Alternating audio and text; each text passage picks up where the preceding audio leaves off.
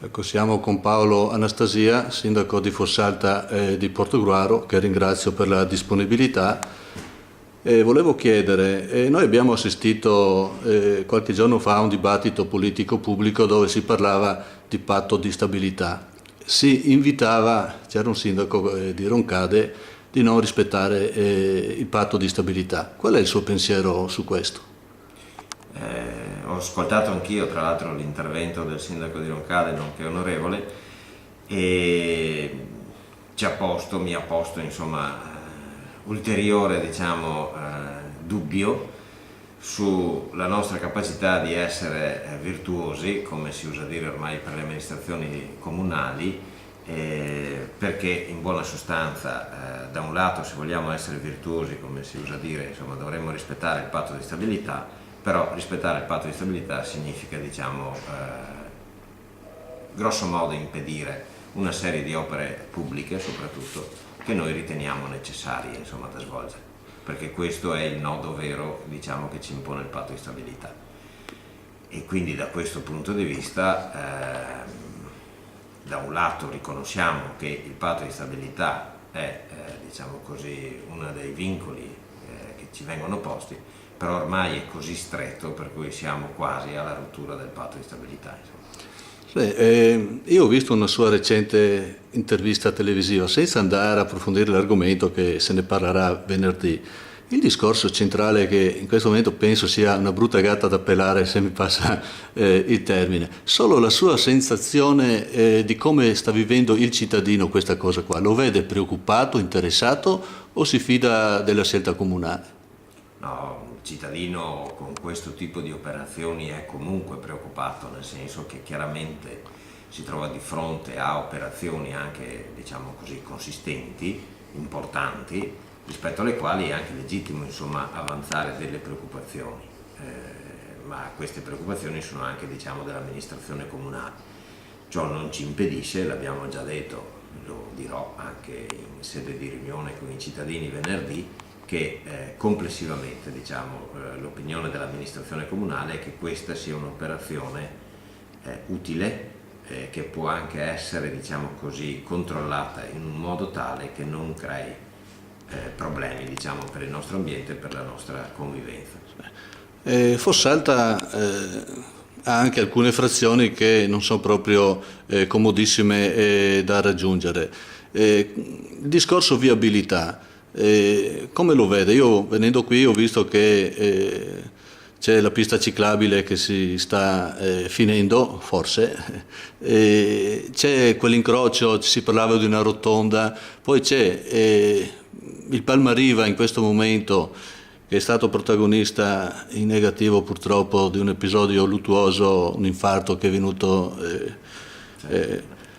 e questo pone anche il discorso sicurezza, se c'era un defibrillatore, se il comune controlla su esercizi pubblici, se tutto funziona o se ci sono delle migliorie da fare.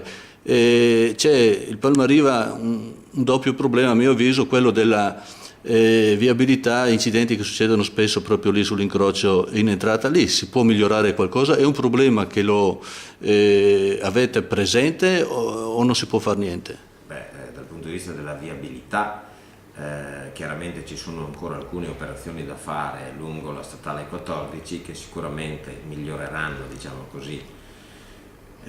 la viabilità proprio della statale 14, nonché gli accessi alle frazioni che sono strettamente collegate alla statale 14, come Vado, come Villanova, come Stiago, come Sacilato, e da questo punto di vista ci sono alcune importanti realizzazioni da fare, che sono certamente l'innesto della nuova tangenziale di Portogruaro, il nuovo incrocio in prossimità della località di Sacilato e una nuova impostazione dell'incrocio in località di Vado. Con questo tipo di operazioni noi riteniamo che si possa mettere in maniera aggiuntiva sicurezza su queste asse stradali. C'è un qualcosa che vuol dire al cittadino, far conoscere al cittadino che l'amministrazione è orgogliosa che ha fatto e che magari la gente non se ne rende conto? Ma guardi, di sicuro l'amministrazione, io non posso dire di aver già svolto molte cose dal momento che siamo 8 mesi diciamo in carica, però l'amministrazione precedente, di cui noi prendiamo diciamo, l'eredità, di sicuro ha realizzato delle opere importanti che dal punto di vista infrastrutturale sono sicuramente i sottopassi ferroviari, che sicuramente hanno tolto un tappo nei collegamenti diciamo, della comunità fossaltese con il resto diciamo, del territorio comunale, nonché anche col territorio esterno, anche con Portogallo. Insomma. E io ritengo che la velocità con cui sono stati realizzati sia sicuramente un segnale assolutamente positivo insomma, per la comunità. Ultima domanda, le casse del comune gode buona salute? Diciamo che il comune di Fossalta gode ancora di buona salute perché è un comune vivace. Si sa che ormai un'amministrazione comunale diciamo, fonda la sua attività sui trasferimenti statali, che chiaramente sono anche in diminuzione, nonché sugli oneri provenienti dall'ICI e sugli oneri di urbanizzazione.